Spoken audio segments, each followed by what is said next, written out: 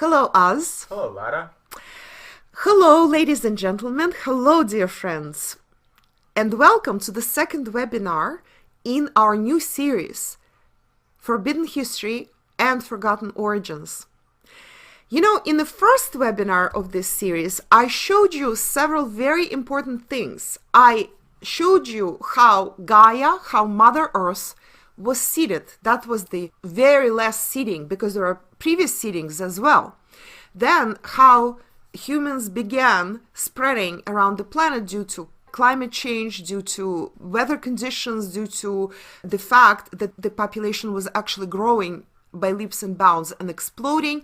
And as they did, as they spread around, as more generations, new generations came in, as they had to fight different weather conditions that oftentimes were adverse, as they had to settle in new climates unknown to them previously, all this eventually created a plunge in consciousness.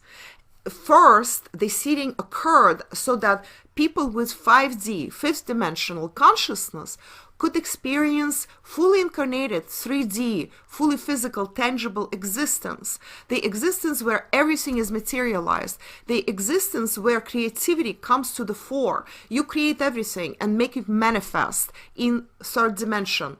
But consciousness was supposed to remain at 5D. And yet, through many occurrences, generation after generation, the consciousness kept plunging. And then it plunged so low that it was down to mere survival. It actually plunged below 3D. Third dimension is actually at least the consciousness at which humanity can exist and develop.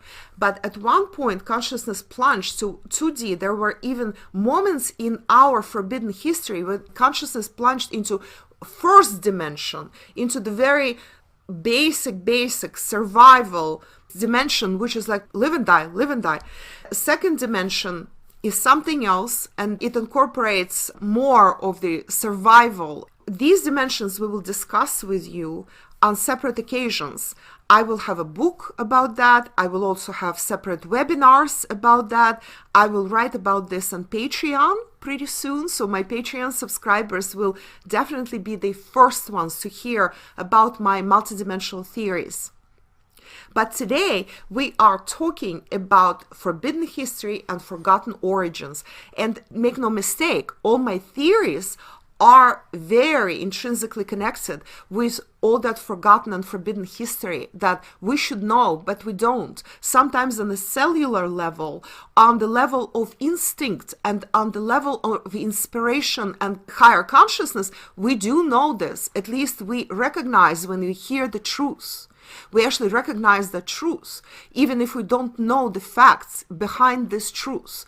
And the reason we do that is part of us always functions in higher dimensions.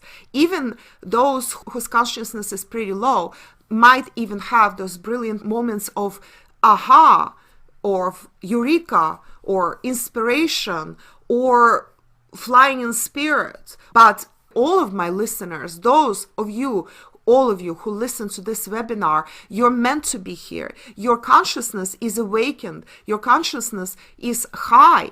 And because of that, you're able to perceive these truths.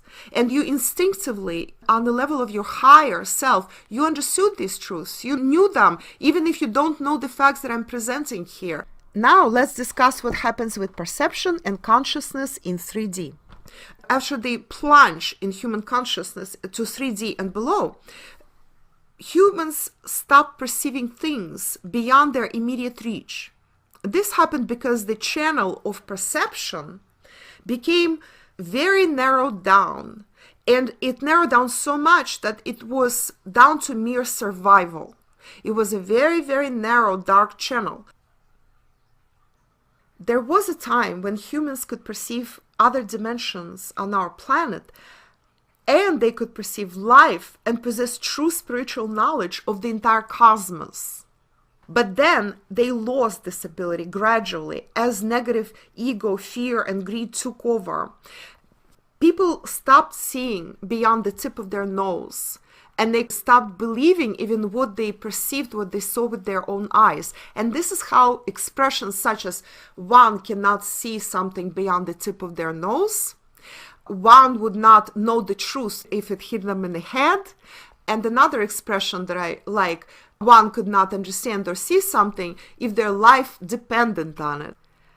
These expressions appeared and they were embedded in our consciousness by the wise ones of the past, those wise souls, those high-dimensional souls that came and incarnated to help humans get out of this abyss.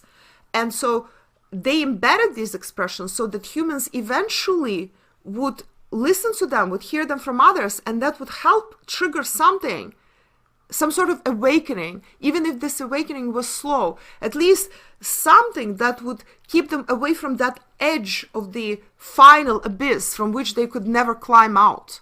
Make no mistake, we are in the abyss, but that's not the final abyss. There is a little bit more left for us. And so these expressions, they ring a bell immediately once somebody mentions them, and they exist in all languages on our planet, because everybody had to create similar expressions to remind humans not to plunge even deeper into that abyss. So now we have to climb out of this abyss we got ourselves into, or rather, generations and generations of humans got themselves into. And it is baby steps. It is very hard. We are in that process right this moment, during the Great Earth Shift, as we are shifting everything on the planet, from human society to our perceptions, to how we see the universe, to how we perceive ourselves, to economy, to everyday life, and to politics and geopolitics. We're shifting everything in the very same time. This is why I call it the Great Earth Shift. So during this time, that's what we are going to be doing. It's not an easy process, by all means. It's not an easy process. I never said it would be. But we have a great possibility, something that was not offered to humanity for the longest time, ever since consciousness plunged this low. We have an opportunity to grow out of it and to make a leap into a better future. Yet again, we had this opportunity before. We lost it. Paradise was lost. We need to, again, look for that paradise. I personally see it very clearly, and I hope more and more people see it with me as we go. In this webinar, we will be talking about certain things that will probably ring a bell for many of you. I have to say, though, before we begin, that many people to this day are afraid to believe anything beyond their immediate experience, beyond what they can touch and feel. This closed-mindedness is appalling and actually is even characteristic of today's science. In many ways, today's science is pseudoscience. It's not real science. Although I have to say that some scientists have successfully broken out of this 3D paradigm and have breached into 4D, which is already excellent. Of course, our ultimate goal is to grow consciousness to 5D, to fifth dimension, even if it's baby steps. This closed-mindedness is a big illness, big malaise of humanity. Today's webinar is built around the proofs and clues that are hidden in plain sight, that in fact, if humans wanted to see them, because they can perceive them, touch and feel them, they can.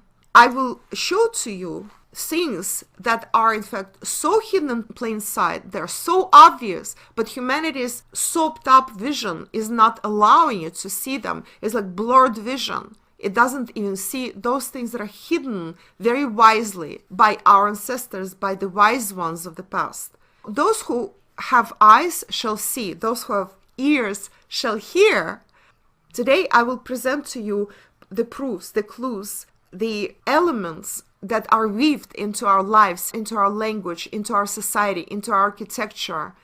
I will show them to you in this webinar, and I will talk about them, and you will understand how much has been left behind that actually can open our eyes so that we can perceive the real truth.